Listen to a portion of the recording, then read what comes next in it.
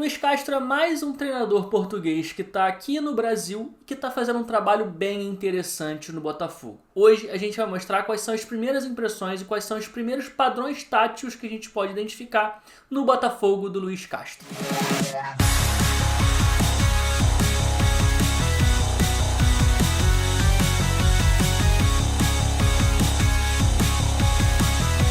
Fala galera, Bruno Pet na área para mais um vídeo. Hoje para falar sobre o Botafogo de Luiz Castro. Luiz Castro chegou depois do Campeonato Carioca para poder ajudar aí nessa reconstrução do Botafogo. Ele vai ser o responsável tático e técnico da equipe, vai comandar o time nessa reconstrução que o Botafogo está passando com a SAF. E já com alguns jogos do Campeonato Brasileiro e de Copa do Brasil sendo realizados, dá para a gente começar a identificar os primeiros padrões táticos que o Luiz Castro está implementando no time do Botafogo. Bom, vamos então começar falando sobre o esquema tático que o Botafogo joga. E, na verdade, são dois esquemas táticos que o Luiz Castro ele vai revezando de acordo com o adversário, que é o 4-2-3-1 e o 4-3-3. O 4-3-3 ele vem sendo utilizado nos últimos jogos, desde o jogo contra o Flamengo principalmente, onde ele coloca aqui uma linha de 4 defensores, 2 zagueiros e 2 laterais, o Oyama sendo esse primeiro volante aqui na frente dessa linha de defesa, o Lucas Fernandes como volante pela esquerda, o Tietchan como volante pela direita, Gustavo Sauer aberto pela direita, Vitor Sá aberto pela esquerda e o Erisson como centroavante. É claro que há algumas variações aqui, o próprio Diego Gonçalves de vez em quando joga no lugar do Gustavo Sauer, é uma opção. O Patrick de Paulo também pode ser uma opção tanto ao Tietchan quanto também ao Lucas Fernandes. Agora, quando o time joga no 4-2-3-1, a variação acontece da seguinte maneira: muitas vezes o Tietchan vem aqui ficar como um segundo volante do lado do Oyama, e aí pode ser principalmente aqui com a entrada do Chay como sendo esse meia mais centralizado. O Chay, quando joga, normalmente ele é um cara mais avançado, fica mais próximo do Erisson, então ele desfaz aquela trinca do meio campo com um volante e 2 caras mais avançados, coloca 2 volantes e um meio um pouco mais à frente. Inclusive, um dos motivos dele muitas vezes usar 2 volantes é quando de repente o adversário tem meias muito fortes e que gostam de aproveitar esses espaços aqui entre o lateral e o zagueiro, aproveitar essas janelas. Ele coloca 2 volantes justamente para poder fazer com que um volante ajude a proteger e fazer as coberturas dessa janela, no caso que o lateral tenha que avançar um pouco na marcação, e fica um outro volante também pronto aqui para poder fazer a cobertura da outra janela. E como o Botafogo do Luiz Castro é um time que gosta de ter bola, que gosta de trabalhar pelo chão, gosta de construir desde trás, a gente pode falar um pouquinho mais sobre a saída de bola do time, que ela pode variar de 2 maneiras diferentes. Uma das formas de Botafogo fazer a saída de bola é fazendo com que a função do lateral esquerdo e do lateral direito sejam diferentes. O que eu quero dizer com isso? Muitas vezes o Botafogo faz uma saída de 3 segurando aqui o Daniel Borges como um zagueiro, digamos assim, pelo lado esquerdo para poder fazer essa saída de 3. Com isso, o Saravia ele avança mais aqui por fora e o Gustavo Sauer, que ficaria aqui junto dele, ele centraliza um pouco mais. Então a saída de bola do Botafogo fica aqui basicamente num 3+1, o Tietchan também avança um pouquinho, o Patrick de Paula, e o Oyama fica aqui à frente dessa saída de 3. Aqui, por exemplo, a gente está vendo o Botafogo fazendo essa saída em 3+1 na prática, com o Daniel Borges ficando ali um pouco mais preso, o Saravia não está nem aparecendo na tela, ele está bem mais avançado no campo nesse lance. A outra possibilidade é o Botafogo fazer uma saída mais sustentada, que é o quê? Uma saída com os 2 laterais mais baixos. Então o Daniel Borges ele abre um pouquinho mais ali, ficando basicamente como um lateral mesmo. O Saravia não sobe tanto assim, ele fica aqui mais próximo para ajudar na saída de bola. E normalmente o Botafogo usa essa saída mais sustentada quando ele quer atrair a pressão alta, a marcação mais alta do adversário. Então ele coloca mais jogadores atrás da linha da bola, ali na saída de bola, para atrair a marcação e tentar encontrar o espaço nas costas.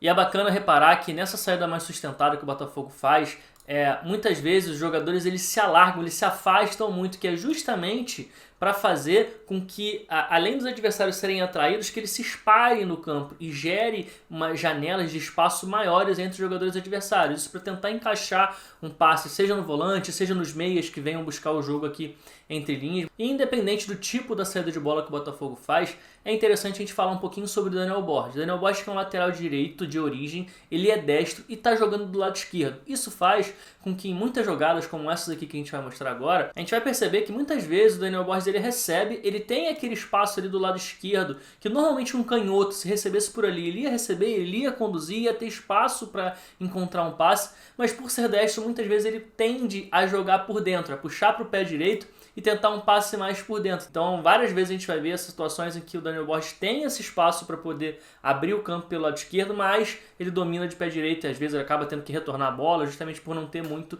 essa dinâmica de receber a bola abrindo ali em direção ao corredor por fora. Aqui nesse exemplo contra o Flamengo, por exemplo, mostra como o Botafogo já está até começando a usar isso a seu favor. Muitas vezes há uma movimentação ali dos volantes para gerar uma linha de passe para o Daniel Borges, passe em diagonal, de fora para dentro, para o Botafogo poder sair jogando dessa maneira. E dentro dessa saída de bola é muito importante a participação do primeiro volante. O Luiz Castro tem esse jogador como uma das referências da equipe, em todas as equipes dele, esse primeiro volante era sempre um cara muito importante no time, e nesse time do Botafogo quem tem feito essa função é o Oyama e tem feito muitas vezes muito bem. A gente vai ver aqui nesse lance, por exemplo, como ele se movimenta muito também para poder gerar essas linhas de passe, aparecer para o jogo, percebe como ele domina, já tentando abrir o jogo, carregando o time em direção ao ataque, é um cara que se movimenta bastante. Nessa jogada contra o Fortaleza, perceba como ele vem, ele recebe, ele gira, ele vê que não tem como jogar para um lado, ele vira o corredor, varia o corredor, abre a bola do outro e continua se movimentando, percebe que tem um espaço para ele avançar e receber mais à frente, e aí tenta dar aquele último passe, aquele passe mais incisivo. Então, além de ajudar na construção, ele é um cara que também tenta ajudar, às vezes, quando há oportunidade, há o espaço para isso, de ser aquele homem do último passe. E seja o Tietê, seja o Patrick de Paula, mas principalmente o Tietê, quando estão em campo, ajudam também o Oyama. Muitas vezes revezam até com ele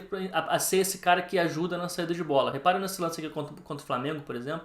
Como o Tietê é quem vem, aparece, recebe, vê que tem espaço, já faz o giro, já tenta levar o time ao ataque, participa ali bastante, tenta uma troca de uma tabela por aqui, vai e varia o corredor lá pro lado esquerdo. E às vezes até fazendo um trabalho sem bola, como nesse lance aqui, por exemplo, a gente vai ver que o Tietê, ele sem encostar na bola, ele vai atrair a marcação do adversário, vai gerar um espaço onde a gente vai ver que o Botafogo vai conseguir encontrar um passe justamente ali já diretamente para o meia. Bom, avançando um pouquinho mais nas características do time quando tem a bola, quando o time está tentando entrar em último terço, quando o time está lá mais próximo do gol adversário, a gente vai perceber que o Botafogo utiliza muito amplitude muito forte. Os dois jogadores sempre muito abertos no campo. Isso por dois motivos. Primeiro, para tentar alargar a linha de defesa adversária, para tentar abrir espaços ali entre os zagueiros, entre o zagueiro lateral. Aliás, esse esquema de atrair muito para um lado para poder tentar encontrar um outro jogador bem aberto do outro lado no mano a mano é a ferramenta que o Botafogo utiliza bastante, principalmente atraindo a equipe para o lado direito de ataque, para fazer uma virada longa, para buscar o Vitor Sá do lado esquerdo. O Vitor Sá que joga nas duas pontas, mas tem jogado com mais frequência do lado esquerdo, e ele fica bem aberto ali para quando receber essa virada de bola mais longa, ir para o mano a mano, ir para um contra um. Ele é um jogador muito forte nesse aspecto. Aliás, o Botafogo de maneira geral tenta muito esses confrontos um contra um. O Botafogo é do Campeonato Brasileiro a equipe que tem mais dribles por jogo, em média de 35 tentativas de drible por jogo, e dentro do elenco do Botafogo, o Vitor Sá é o jogador que mais busca esses duelos, esses confrontos um contra um, e é o jogador também que mais dribla do time. Uma outra forma do Botafogo conseguir avançar é buscando o pivô do Erisson. O Erisson é um jogador muito físico, um centroavante muito forte fisicamente, muitas vezes ele consegue segurar os zagueiros ali na própria força física e fazer esse pivô, fazer essa parede, fazer o tal do apoio frontal. A gente está vendo aqui alguns lances em que ele consegue fazer isso. Olha lá, ele consegue receber a bola, ele domina, ele consegue esperar o seu companheiro chegar para ele poder servir e fazer o companheiro ser acionado de frente. Então o Erisson é muito forte nesse aspecto. Uma outra característica importante também dessa equipe do Botafogo é gerar esses triângulos de interação pelos lados do campo, que é o quê? Nada mais do que 3 jogadores se aproximando, sendo que um fica mais na base, o outro fica mais aberto, o outro fica mais por dentro. E não é um triângulo onde os jogadores ficam parados, ficam estáticos ali esperando essa troca de passes. Eles se movimentam. Então a gente está vendo aqui nesse lance, por exemplo, começa com o Gustavo Sauer aberto, o Saravia um pouco mais por dentro, o Patrick de Paula um pouco mais avançado. Depois, na sequência, a gente vai ver que o Gustavo Sauer recebe, vem para dentro e o Saravia compensa ele na amplitude.